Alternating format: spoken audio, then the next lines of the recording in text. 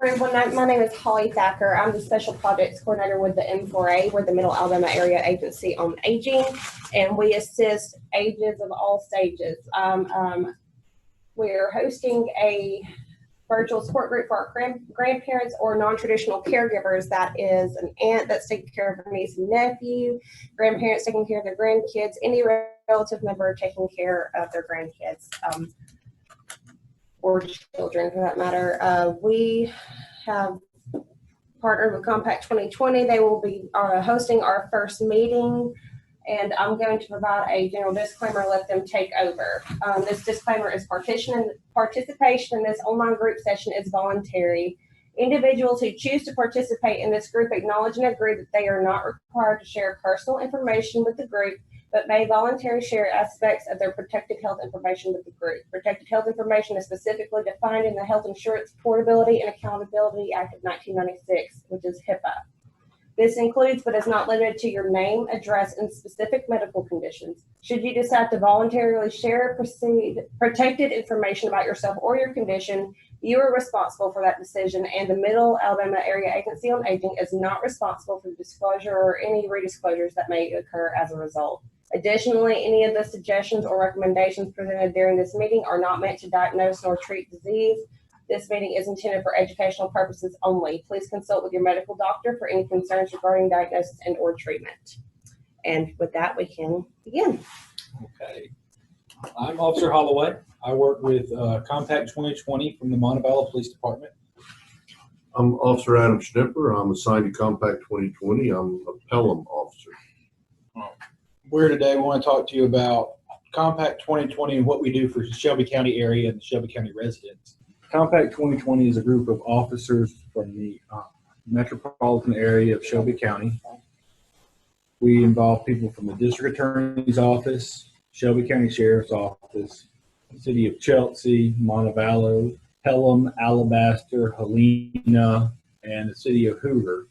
And we've all come together to try to fight and figure out a new way to deal with juvenile drug addiction and substance abuse problems. We have many community programs and things we do with our community to try to provide resources. We would prefer resources and help as opposed to jail. I accomplish this ministry by partnering with different agencies. M4A came to us and asked us to come and educate things about what we do here in Shelby County and ways you can help your grandchildren. We partner with the cities, different municipal organizations, and just try to do outreach rather than the typical policing that you normally do. While we get started, we need to discuss some definitions. A lot of times you hear the words abuse and addiction. Abuse is more of the improper use of something, whereas addiction is having to have it. I've got to have it. They feel like they can't live without it. What we're finding is when you call somebody an addict or a drug abuser, it kind of pushes them away from getting help. It pushes them away from reaching out to people because they don't want to be labeled. Nobody likes being labeled regardless of the situation. So the new term we use is here, drug misuse. Misuse is an unhealthy use of something. Your doctor prescribes you medications for a back pain and you take 2 pills instead of 1. It's a drug misuse because you're not taking it as prescribed. Or drinking too much alcohol is a misuse. Everybody can have those issues. It's not designated to one person or one type of person or age group or anything. So we try to reach out to everyone and advise them of what's going on. So today we want to talk to you about mainly what's going on with adolescents and the teens. In the adolescent brain, the thinking part, as we all know, is not fully developed. They go off emotion, they go off feeling, they go off what at the moment makes sense to them. That's why they can go from full-on calm to full-on rage and back to calm quite quickly. When we ask kids, we've all done it, what were you thinking? And a lot of times they look at us and go, I really wasn't. We've learned that they weren't. They were going off their emotions. They were going off what would feel good at the time, what made sense to them at the time. And they didn't think about the consequences or anything that could happen that normally an adult would. We've got the wisdom to deal with these problems. We've dealt with it before. We've seen the results of it. We've got to remember our teens have not yet. So we try to incorporate the feeling brain and how it works. Because when we were growing up, we met with our friends out on the street. You could look out your door, see where the bikes were, and know where your friends were, know where to hang out. And Mama said, when the street lights come on, you come home. And it was a simpler time back then. Now we all deal with my grandchild, my child, my family member. They never leave the house. How can they get in trouble? It's because they have a new neighborhood. And their new neighborhoods are Snapchat, TikTok, Instagram, GroupMe. Their social media neighborhood. We can't see where they're hanging out. They don't necessarily have to leave the house to get in trouble. But when we engage the youth where they are in these social media neighborhoods, we're starting to see troubling trends pop up and what they're doing. Now, all pictures you will see in this presentation today are from Shelby County students and Shelby County residents that we've acquired, talked to the child. We won't identify any child or identify any person, but these are all pictures that our unit has recovered here at Compact 2020 and found. These aren't sent to us or posted. The way Compact 2020 got started was in 2016, we saw there was a need. We saw there was a problem. The youth overdose rates were alarmingly high for our area. And our city leaders came together and our county leaders came together and said, we've got to do something. So they formed Compact 2020. Compact meaning to come together of. 2020 was the year our grant funding ran out. We have been extended because of the work we've done and because of the results we've had. But what we did was we went and talked to our drug court participants. Our drug courts are addicts, abusers, and misusers who've been arrested and are going through a court-ordered rehab program to get their records expunged and to receive the help they need to be more productive. And what they started telling us was at 12 years old, 14 years old, they started drinking with friends. They'd sneak beers out of their dad's fridge. They'd drink at parties and just generally rebel because it was something different. Now, at a certain point, it became mundane to drink so much. And they told us at 14 years old, somebody offered them a little bit of pot at a party. They tried the marijuana. They'd only smoked it at parties. It was only with friends or recreation. Well, as they got into high school, as they got into ACT and exit exams, the stress became more and more. So they'd smoke it before school or after school to relax, or if they couldn't sleep at night alone, and started doing what we call self-medicating. Well, their self-medication, at some point, they built a tolerance to where they needed more. And that tolerance moved to dabs. Dabs, we'll explain in a little bit. It's a more potent concentration of marijuana, the THC levels. And they moved to edibles to hide their addiction, really. And then they moved to harder drugs, Xanax bars, cocaine, heroin. And we don't like to use the term gateway drug because you can start at any point. Football players who were injured a lot of times will get onto pain pills. And then once they're cut off from the doctor, they don't receiving the resources they need for that addiction that was developed from a legitimate injury. And they seek out other ways. And a lot of it's economic costs are prohibitive to getting the prescription, so they turn to a legal substance. But at some point, they turned, generally in their 20s, late teens, early 20s, there was a significant event in their life. And they had to turn to something. And when they turned to drugs, it brought other problems. We see a lot of weapons, fights, and it's not just males that have these problems. The two pictures you see before you with the dog, they're both females holding guns. It's not about gender. It's not about social economic standards. It's not about anything else except personal choices. We're seeing a lot of issues from simple not knowing. So we're here to educate people. What we're looking for, and we're going to give you signs and symptoms, is such as drug terminology. We were talking with Holly earlier about the term 420. We hear it a lot, April 20th, 420 day. Well, that term came from California, where students would leave school at 3 o'clock and meet at the park at 4:20 to smoke marijuana. Walking through the schools, they say, hey, 4:20 good for you? Yeah, 4:20 is good for me. What about you? Yeah, I'll be there at 4:20. And we narrowed it down, like any other word we've used before, to 4:20, which means meet at the park, let's smoke marijuana. It's become a cultural reference and a cultural icon. It's also hidden. Kush is another term for marijuana, and they put it into everyday cultural and everyday terms. Other signs and symptoms are smoke buddies, what are called a sploof. Additionally to what you see on your screen, the toilet paper roll. It's a smoke filter, much like the air filter you put in your furnace, but they specifically breathe into it to filter out marijuana smoke and smell. A lot of times they'll use dryer sheets to enhance the covering effect. Many companies sell discrete watches to grind, phones, calculators that are actually scales. We've seen mice for your computer that are a scale and actual working mouse. So there's many ways to hide and cover.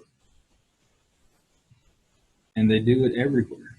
There's something to mention is that with the filter devices, we have plenty of cases where the kids even admit to us that they do smoke marijuana in their room with their parents or grandparents just a couple doors down within the same house because they're able to filter that smell. It's just something to be aware of. They could filter it and nobody ever smells it.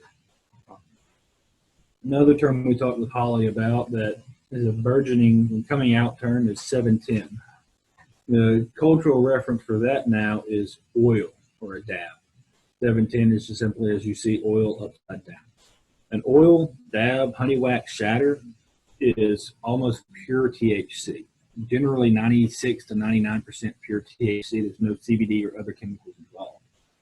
They take the scraps, the stems, the leaves, the other items that normally you would not smoke of a marijuana plant, perform chemical reactions on those plants to strip it of the THC, which results in the Laffy Taffy-like substance of a dab.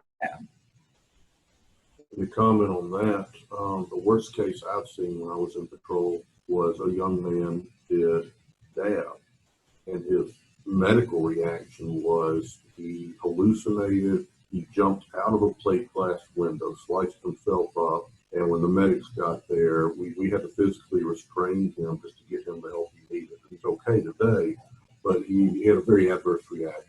And I've been in high school situations where somebody's allowed somebody else to take a hit of their vape or their Juul, and they went unresponsive and unconscious because of an underlying medical condition that wasn't diagnosed. The vape actually had a dab in it, and because of the concentration, that person had serious medical conditions all of a sudden just exacerbated and brought forward because of a simple one hit, one smoke.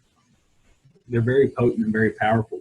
And it is one of those, you smoke so much marijuana, it's not doing enough.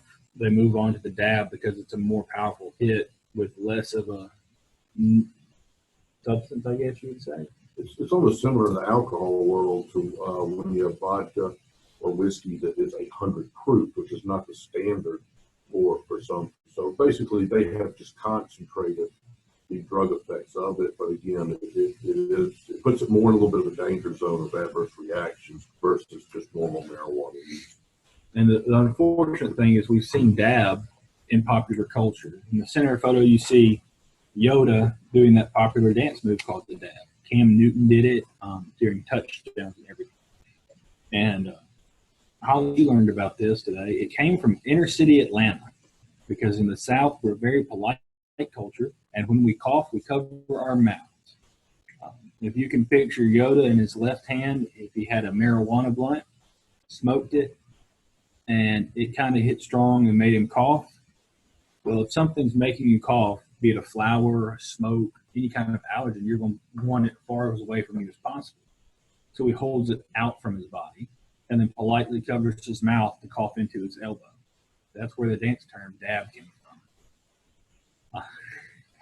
I was mind blown at that. I Yeah. thought it was just a goofy dance name. And that's where drug culture comes in. Well, and to keep it in perspective, it does not mean if your 12-year-old that you're taking care of does a dab he is advertising that he is doing marijuana, but it illustrates how the subculture of the drug world permeates normal culture, and just a lot of people don't know where it comes from. But nonetheless, you still have to be aware of these things because they can be a good sign of what culture your child is in that you're taking care of. Mm-hmm.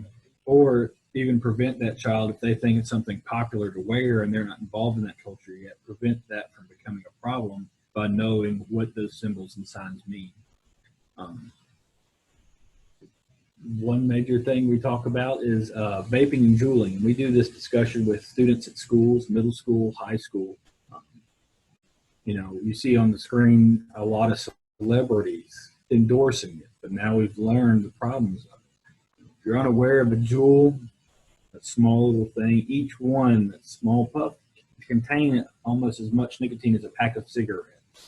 They were developed to help people stop smoking. They were designed to turn down your nicotine amount on a set schedule until you're almost at zero nicotine amount and mostly a vapor. But what many people don't understand is most who smoke a vape have never actually smoked a traditional cigarette. We talk to kids all the time. Cigarettes smell bad. They taste bad. They don't want them to ash. But a vape doesn't have the ash. It has flavors and good taste. The smoke dissipates quickly, and if there is a smell, sometimes it's the cotton candy flavoring they have. They don't understand the chemicals that make up. A lot of people say, "Oh, it's just water," but if it's just water, where do you put the water? So, speaking on that, vapes, we're going to talk about the nicotine being risky, what chemicals it does have in it, how tobacco companies are marketing these to your teens, and that a use of an e-cigarette, the vape, the Juul, it can be a sign that they're smoking regular cigarettes or even marijuana. And we have a lot of kids that advise us that I smoke a vape when I can't smoke my marijuana. It's a way of dealing with that neuro addiction. Time magazine last year, on September 30th, even wrote an article and put it on the cover of their magazine about how it's the new American addiction. And Juul is hooked and united the public health crisis. It has become a very serious issue with us simply because what they contain. Juuls is generation 3. We started out with ones that looked like cigarettes. They even had a little red light that would light up. Then we moved on to what's called a mod. It's a modulated nicotine delivery device. The ones that you would refill have the big battery banks. Those are still seen around, but not as much by our juveniles as the Juul. Juul is not the only manufacturer. You have True Blue, Sonim, different shapes, different sizes. Some look like teardrops, some look like battery chargers, but most of them can be recharged by USB, and most of them have a individual replaceable pod that contains the nicotine and the flavors. A lot of them are automatic. And as you see here, they have a smart sensor inside and computer devices and a battery. The vapor, a lot of times, students we've discovered in schools, when they do their vape, they'll actually blow it into their hoodie during classes because it can dissipate the smoke very easily since it's a vapor. But people are taking it one step further. This is actually, you can buy it on Amazon. I think it's $60. It's a vaporware hoodie. So where the orange arrow is actually the mouthpiece for a vape. And the other side of the drawstring, you plug your vape into it. So all these high schoolers and kids that we see chewing on their drawstring pockets and playing around with drawstrings, people have taken that to market it to juveniles, saying, look, you can chew on your drawstring with your hoodie and actually vape, and nobody will ever know. They even go as far to put a water bottle koozie in the front pocket to carry your water bottle with. They're attempting to hide it. If vapes are legal, as we tell kids, if vapes are legal for you to have, what's the point of hiding it? What's the point of having to keep it a secret if it's legal for you to have? So these companies are making it where it's an asthma inhaler that looks like a vape. It's a vape that looks like an Apple Watch. Hide it in a cup. People are doing techniques to be discreet. They're putting it in working pens, so in class it looks like a simple pen, and between classes you can vape. Lipstick cases. Simple to hide. Nobody's going to think twice to look at your lipstick. But what's in these vapes?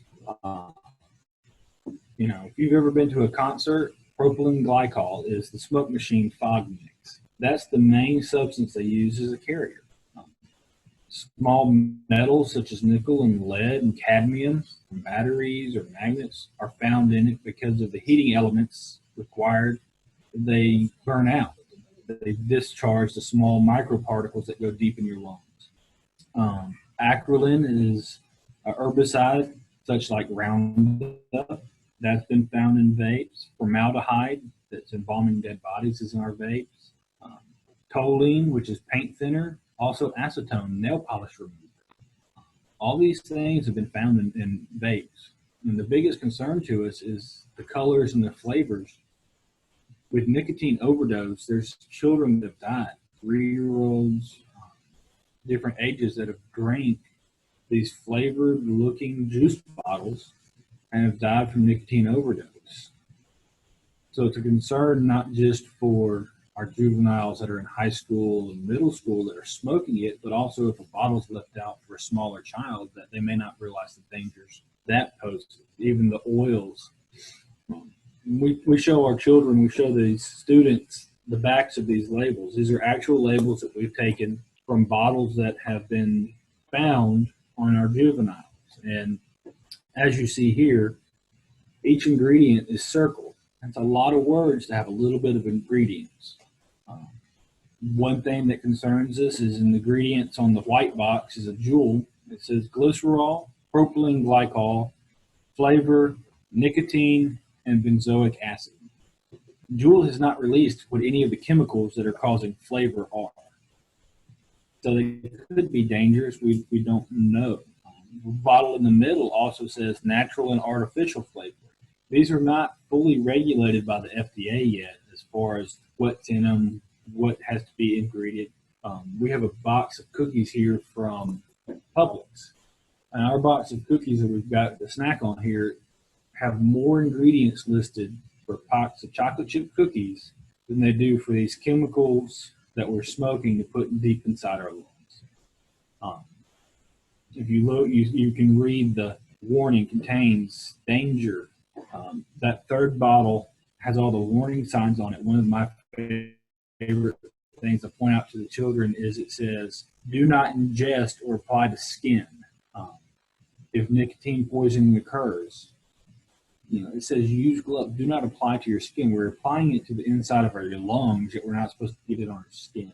And the other thing about it is if it's so good for us, if it's not going to harm us, why do they have to put a skull and crossbones on the label? If generally that means a toxin. Grandparents also be aware that even if you don't see the labels, you don't know exactly what's in the jewel that somebody may be handing somebody.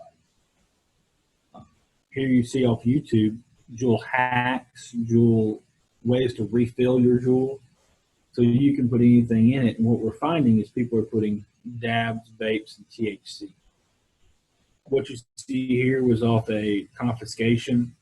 The police did off a traffic stop. These boxes are typically the dabs, 99% THC. No CBD, none of the health benefits. It is pure THC to get high. And if you look, I can't really zoom in, but if you look at the boxes and read the labels, they're labeled Honey Nut Cheerios, Fruity Pebbles, Apple Jacks. They're marketing our children. Young kids, 5, 6 years old, are going to think it's an Apple Jacks or it's Honey Nut Cheerios. It's one of their favorite cereals. And our high schoolers are going, oh, well, I enjoy that flavor. Fruity Pebbles was a good flavor, and so they're marketing it. Sour Patch Kids candies. And they don't look anything out of the ordinary. If the child is vaping already, it looks like another vape. Chemical makeup is different, and the felt effects that are occurring on it are extremely different as well. All these things, the CDC has been tracking. There's a number of lung injuries. When we say lung injuries, we don't mean just a simple cough like emphysema or something. What we discuss is children, juveniles, people from 13 to 73 have been hospitalized and placed on ventilators because of the lung injury. They're burning their lungs. The lungs are shutting down. It's at a point now where all the red dots you see are deaths. And yes, in Alabama, we've had death from vaping. This map you see is from October 29th, 2019. And while we were tracking this, we started in August of 2019. It increased dramatically. Hundreds of cases by the week because of what's going on. As the information got out, as the news got out about how dangerous it was, it has decreased and it has stabilized, but we're still seeing lung injury cases and problems with the vapes. As I said again, the FDA is not necessarily regulating, it's not saying only this chemical or that chemical. Some chemicals that are safe for humans on skin have been found inside vapes, causing major lung issues that are not safe for inhalation. Well, David, in presenting this, kind of like the cigarettes back in the 50s and the 40s, it took 15, 20 years for people to start ending up in hospitals, dying, lung cancer, for that evidence to come in. There's enough evidence as it stands to say that, yes, we have a looming health crisis. There's enough of an increase in injury to people's lungs, but it's probably going to be 5, 10, 15 years, just like cigarettes, until that science is fully in.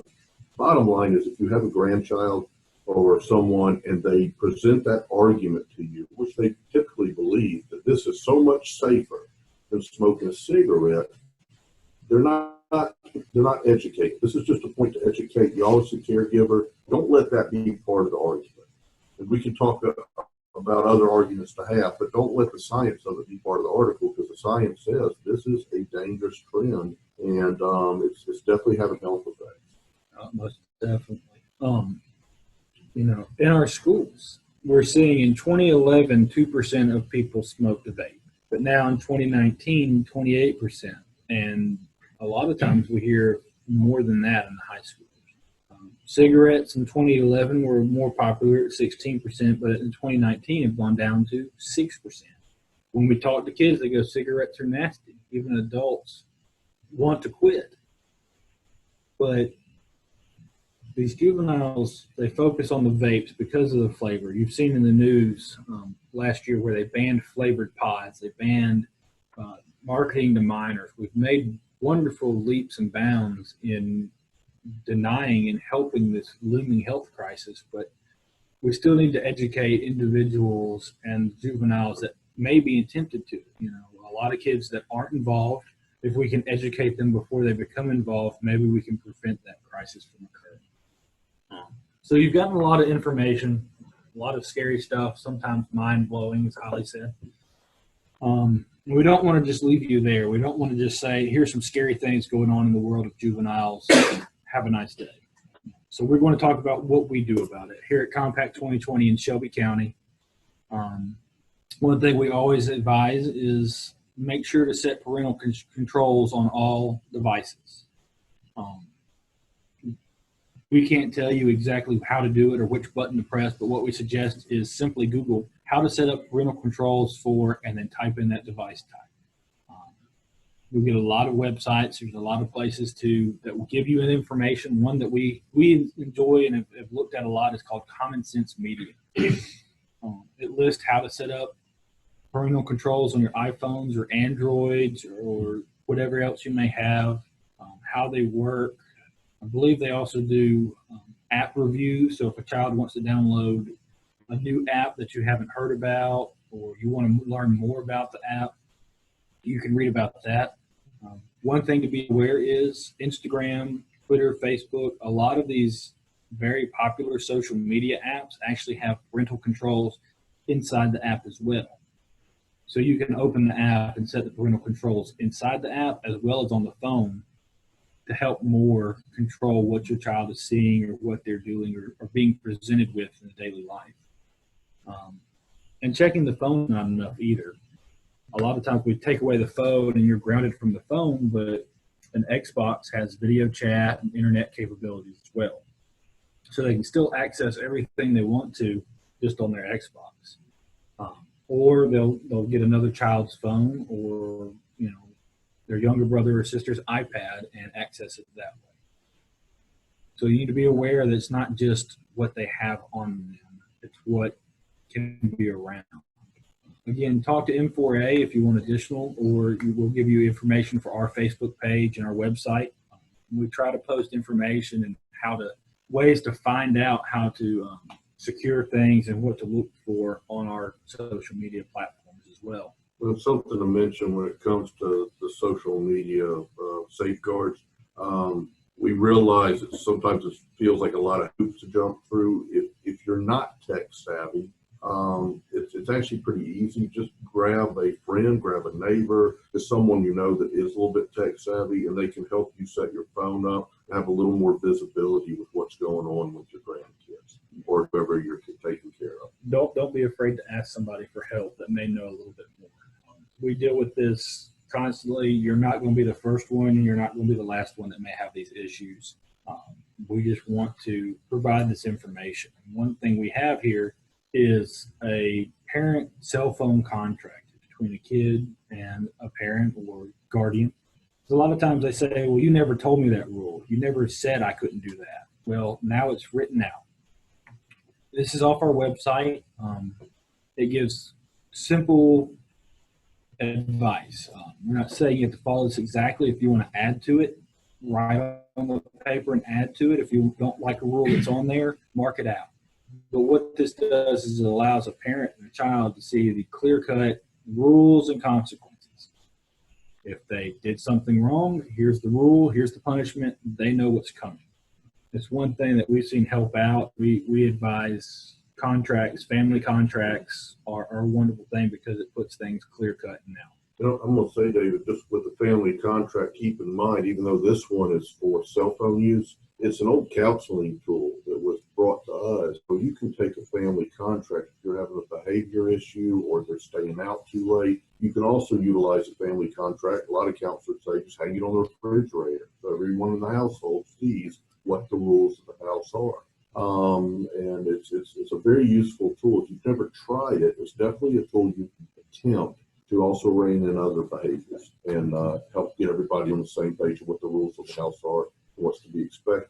The child also benefits from these contracts. It gives them structure. It allows them to have reward if they do the right thing per the contract.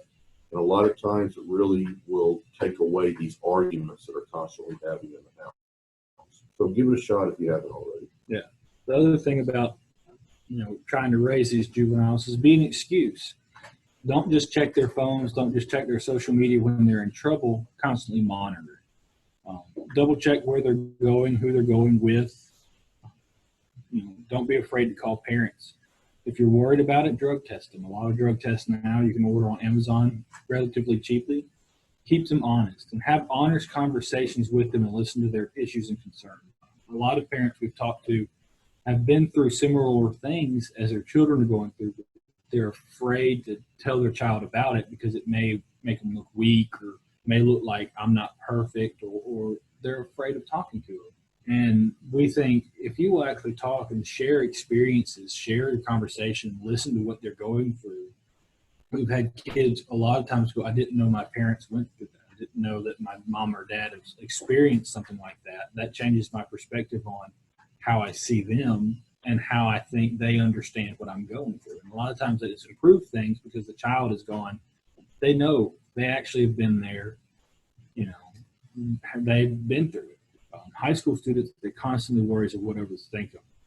If they don't want to participate, if they think, hey, if I go to this party, I can get in trouble, I don't want to go, but I still want to be popular, let them blame you. Let them say, hey, my parents said I can't do that. I'm going to get in trouble. That's a valid excuse for high school students. Let them blame you.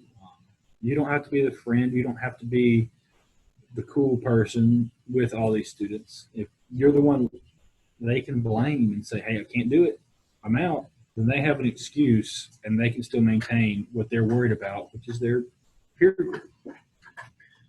Another thing we say is check hiding places. Anywhere can be a hiding place. If you're having a problem with somebody, watch where they go, watch where they spend a lot of time. behind light switches, jackets and jeans they don't wear, inside shoes. We've seen kids store medicine inside Advil bottles.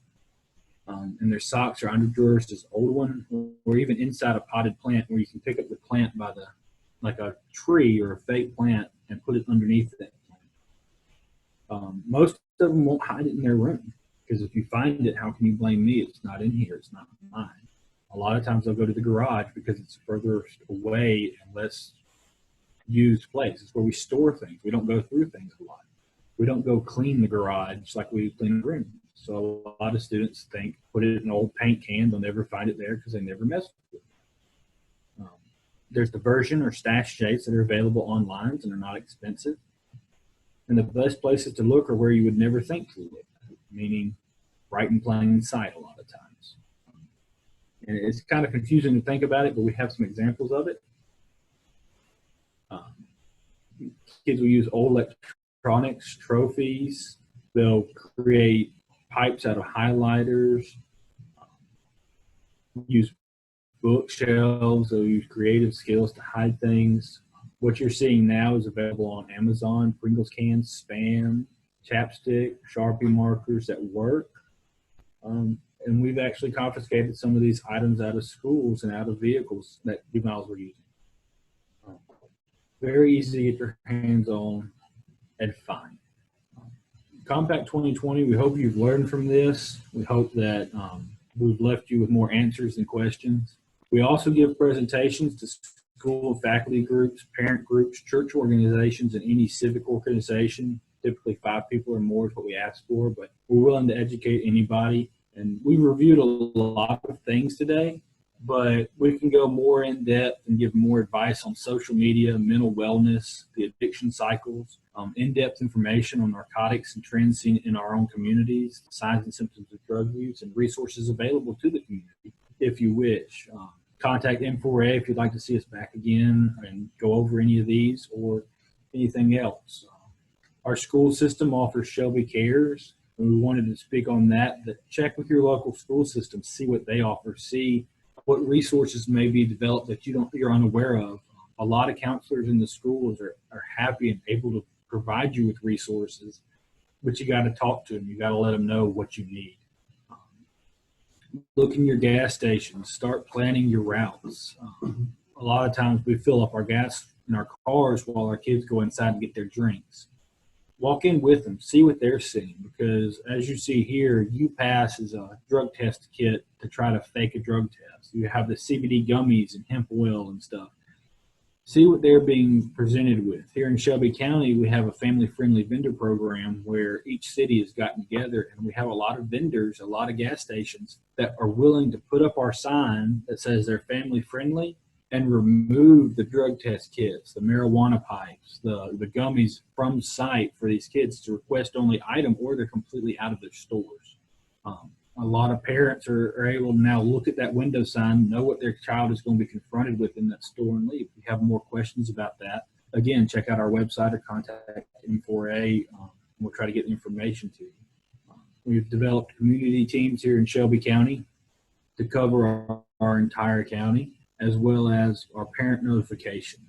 Compact2020's main job is to notify parents when we discover a problem with kids.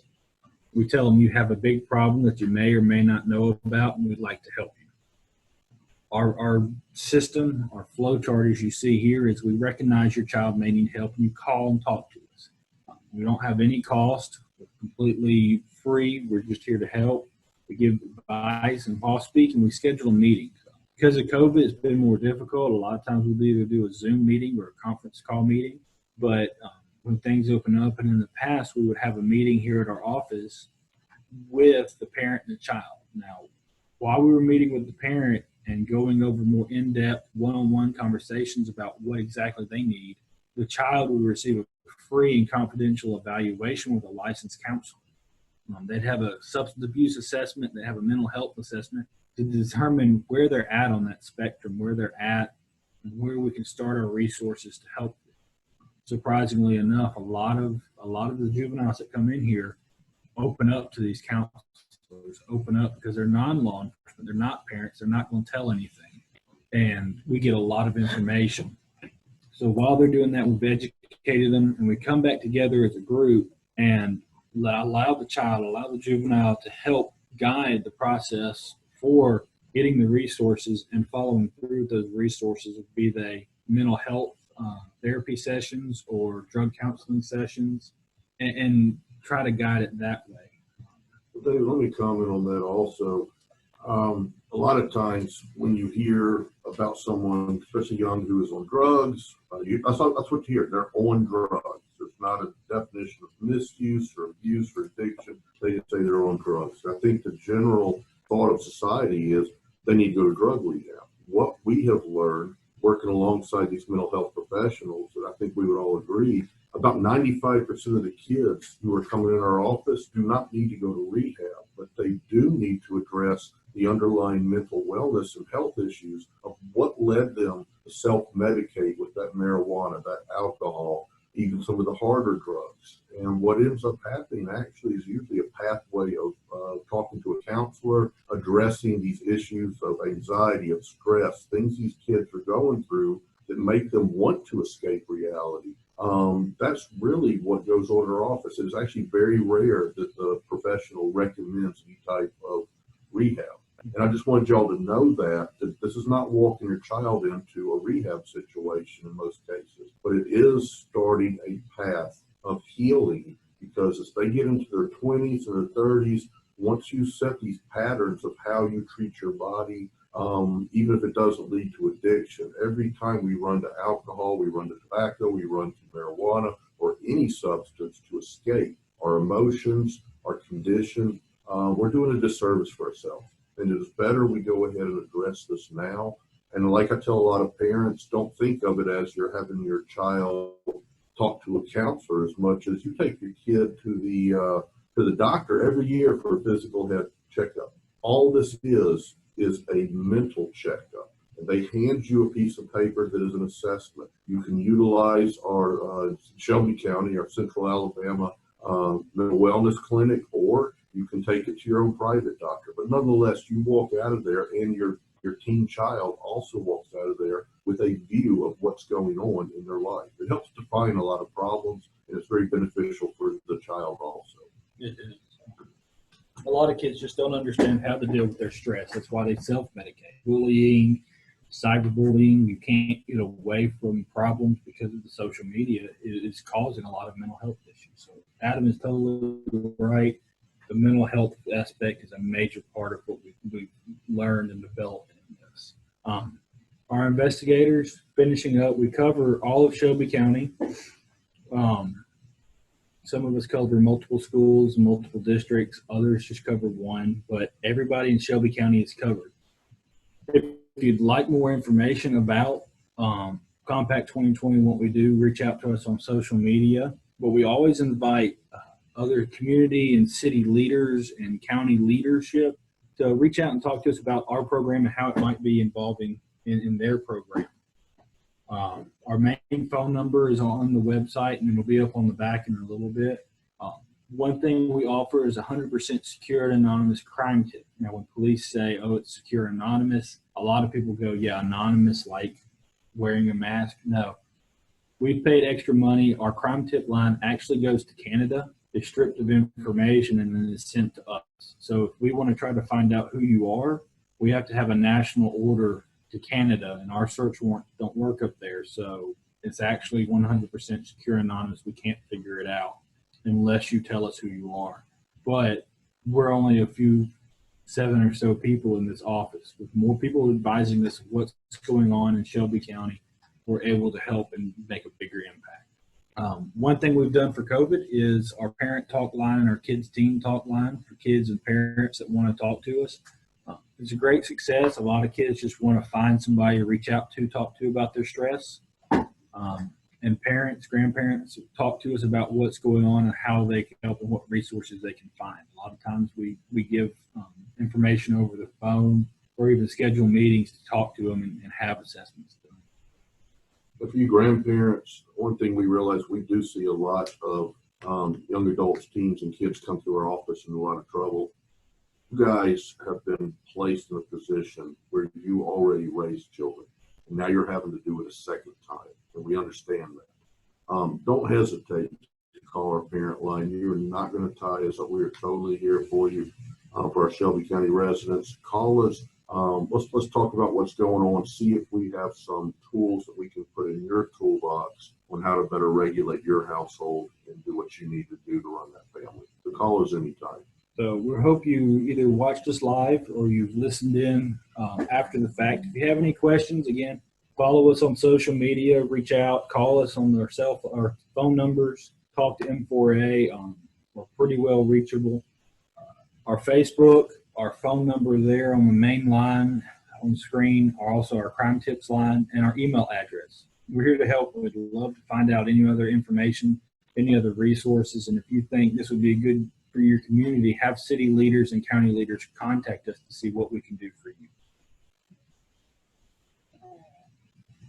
So since it's really just us on the call, I wrote down a bunch of questions when we were running this earlier and just now, because like earlier with the 420 thing, I had no idea. And I hate to, think that I'm like oblivious, but a lot has changed since when I was in school. I know my little sister is only 4 years younger than I am. And from the time I graduated, when she entered high school, her stories were so much worse than when I was in school. And that's only 4 years. I wouldn't say I was like an angel child, but also I didn't know a lot of this stuff was going on, and I didn't know how bad it had gotten. So it's only getting worse. So I guess that's where all my questions come from. You said we can do an anonymous tip line. Why would they utilize that? That be for their own grandchildren, or let's say they were looking through the grandchild's phone, saw something concerning in there, so to report that on the grandchild, or maybe the dialogue between them and another student at the school. Is that what they would utilize these anonymous referrals for? Exactly. We've done it where we've had parents call and want to schedule a meeting, but didn't want their child to know they scheduled a meeting. So we've worked with them to maintain their anonymity, even though they're at the meeting with us, say, oh, we found it through other community resources, because we do partner with our school leadership, our SROs, our counselors, other people that are in the community. And we do get the tip lines through people looking through their phone or saying, oh, my child was talking to this person. I saw this drug transaction, but I want to remain anonymous. And they can send that screenshots, I think, or doable pictures through that tip line to us, and we can act on that. I'll tell you, Holly, I think one good example to expand on that is we have a lot of parents where when they do get in their kid's phone, or they pin their kid down on some marijuana or some hard drugs they found, before they even reach out to us, they've already identified the drug dealer. Like, they know who is dealing the drugs to their child. And if it is another child, let me say this: we have had children who deal to other children in our office to try to help them too. They're not at age 15. They're not in it for the money. A lot of these kids, they subsist on financing their own drug use by nickel and diming drugs to other kids. That's something we move on in a positive way. We're not there to lock your kid up. We're really there to give them that first line of defense of an intervention with that family. There are families we call, and we have to tell them, we've got information that your child is dealing drugs to other children, but we are here to deal with that on an intervention and a mental wellness aspect. We're not just coming after your children. No. Now, you've got an adult dealing drugs to a child. That's perfect for the tip line. The family may not want to put themselves in danger with this drug dealer. Right. Give us any information. If it's just, we hear this guy named JJ comes down to the corner every weekend and sells drugs, that's all we need to pass that on to our actual enforcement unit, and they can follow up with that. But again, we are intervention and we are prevention. So we will pass on any information depending on where it needs to go. And that's the benefit of the tip line. Like David said, it's totally anonymous. No one's trying to track down who gave us the information. We just need good information. Would kids be able to come to you without their parents figuring it out? Let's say they're scared to come to their parents because they're scared it's going to wreck their social life, but they know that they're starting to have a problem. Is that something that's confidential, or something that you do have to disclose to the parents? I think a lot of times we have to disclose that. Now, what we do is like our teen talk line and stuff. We can talk to them, Especially keeping it anonymous. And there's students we go meet with at the school and we coach with when the school was in session. But if it's a serious enough problem, Right. then we probably need to address it. Now, we talk with the student and talk about how to address it with the parent and figure out the best approach, because we want that to be a positive. We don't want them to be scared. We want to say, hey, look, your child came to us first, Right. saying they had a problem. Don't be mad at them. Let's work to help them and support your child They've done the right thing. to move forward on this, rather than being mad at them for trying to do the right thing and scaring them off later down the road. Right. I'll be honest, I have never, in the years I've been here, had a child approach me saying, I'm using drugs, I'm doing this, what do I do? It's not that we're not prepared to deal with that, but that is not the norm. The norm is the child will approach us at school if they call our I child. wonder if it was more through the counselor, like they started talking to the counselor about things going on, and We're so gonna the round them counselor to wanted to counselors. talk to you guys, and of course the kid's like, don't tell my dad, you know. The council, there's HIPAA violations, so a lot of times, I think what most of us do, everyone in the room is nodding their head. What typically happens is the child comes to us, not that I'm utilizing drugs to mask my anxiety, but the kid will come talk to us about their anxiety. They'll talk to us about being bullied. They'll talk to us about interpersonal relationships, things that bother them. And it's typically when we're at school. Now, if they call us on the teen talk line, the child talk line, it's probably going to be the same thing. I've never had a case where a child felt that they wanted to tell me that, and I don't blame them. Why would you tell law enforcement officer? Let's be honest. But what they will do is they will tell us the clues that whether that child, you know what, there comes a point, it doesn't matter whether the child is using drugs or not at this point, as much as we've got to address the main issue. If that child is screaming for help because they are going through extreme stress, that is the most important thing to discuss. Yes, they're at high risk for drug use. Yes, they may be involved in drug use. But instead of trying to chase that demon of drugs we think is the root cause of It all just helps open problems, the dialogue of what's really going on. we need to talk about what's really going on, and I think that's where we help the most when we do actually talk to kids. If parents don't know that, and grandparents don't know that, when we visit the schools, the kids talk to us in the hall, and every now and then they divulge things. We are not counselors, but we are professional enough to know some of the things these kids tell us, we are getting them in immediate contact with the school counselor.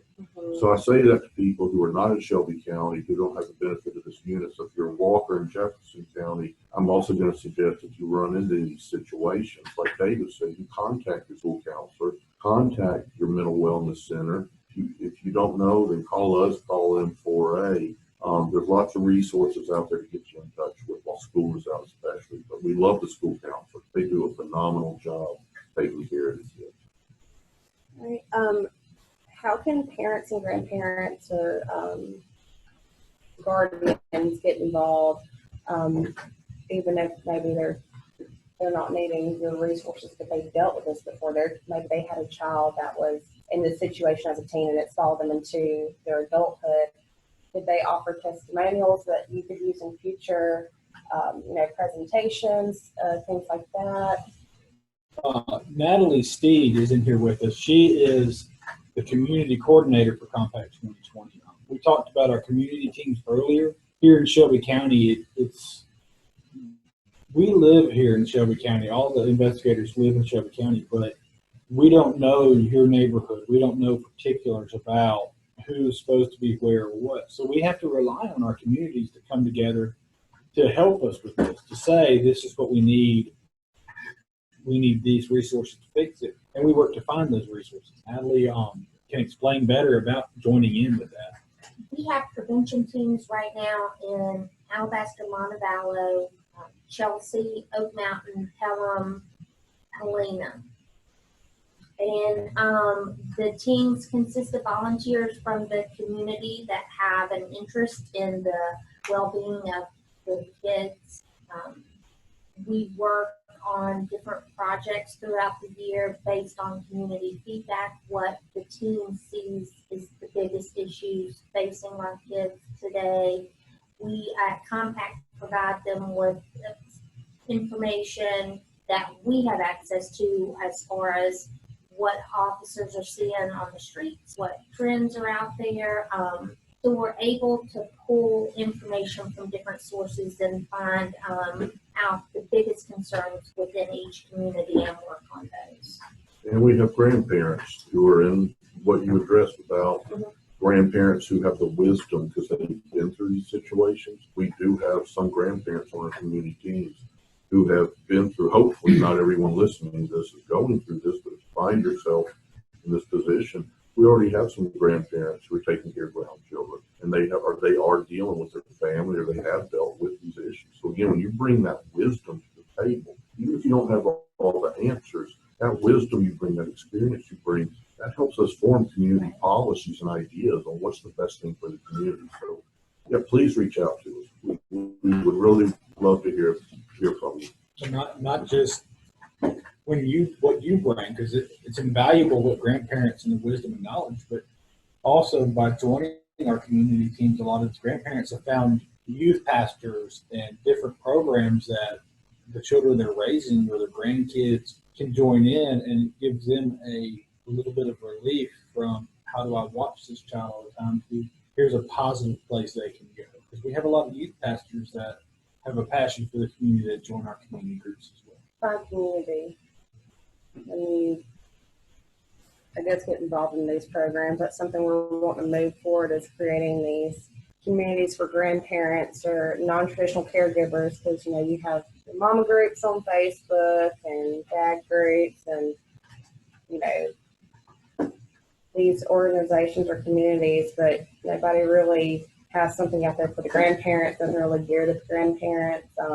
They might see the grandparents bring the kids to their practices or things like that, thinking, oh, they're just doing it for mom and dad. Mom and dad might not be there. Grandma and grandpa might be their parents right now. So they kind of don't include them on the same things. I've heard that from grandparents. They feel very isolated because, they're not, I guess, embraced as much. And they even feel like sometimes their kids, once they realize are not, or the kids they're bringing are being raised, and they feel like the kids kind of get a little bit of rejection too, because the kids feel left out and isolated because their mom and dad's not involved. It's, grandma and grandpa. So it's not the dynamic they're seeing everybody. So this outreach and community really helps with those, those who are dealing with that.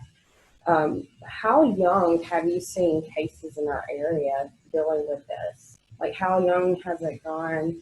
I think 12 was the youngest I've seen. I think 12. We've had some rumors or some stuff in elementary school, but 12 years old. But again, I think we're used to marking a child with, an 11-year-old experimented with marijuana.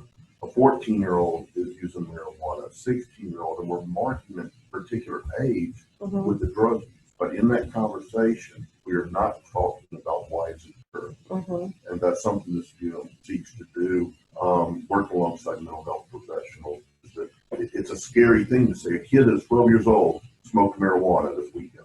Okay, if we sit there and focus only on that marijuana, that one incident only, and that's where our resources, our conversation into, we are not attacking the problem. So again, we still get back to your school counselors, your youth leaders, your own skill set as a grandparent or a parent or a caregiver. And again, here we are, along with M4A, to offer resources.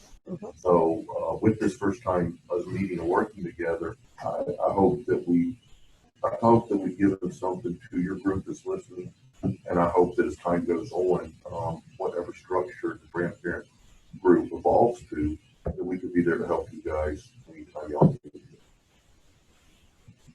Yes, so in the future, we're definitely going to have you guys back and really elaborate on some of these things. Like, I have a lot of questions, but I know a lot of these will get very deep, like who's the highest risk factors, as far as like students. Is it somebody with family history of it, or a family history of this, or what kind of conditions they're living in, things like that. Also talking about, just really diving into drugs. Like, it's not just drugs, but also like things that are laced. Like, it's not just a harmless overdose of, well, they just took too many, but what else was in there that could harm them? Like, there's so many other factors that can harm our children. It's not just, oh, they're smoking cigarettes and drinking beer, and there's so much more out there. And we talked about TikTok. I hate to put it this way, but it's predatory, and it's just opening that up to anybody. And not knowing what your children are doing on their phone. Snapchat's the same way. They put articles out that are very inappropriate for children, but any kid can get on there and see it. So these are things that I feel like we should all come back together and dive into. We would love feedback from anybody who comes back and watches this to, tell us what you would like more clarification on. If you had any questions, you can go to the anonymous tip line and make suggestions to Compact about what you would like to see in upcoming presentations, because you don't want to put your information out there. That's fine too. So yeah. Do y'all have anything else you would like to add? No, like you said, I mean, we could go all day with in-depth questions, but again, I think that would be better done with a more depth presentation on drugs and signs and symptoms we see in the communities, or on specific Instagram, Snapchat, and social media websites. We'd love to come back. Like you said, if anybody has any questions, we have our Compact2020 website, our Facebook page. You see our main phone number and email on the page. We've also discussed the parent and team talk line. But you saw that slide. If you have any questions, please reach out to us, reach out to M4A. Let us know if you want to see more, you want to hear more, or if we can help you in some way. We appreciate you listening. We appreciate you taking your time to educate yourself about the issues our students and juveniles are facing.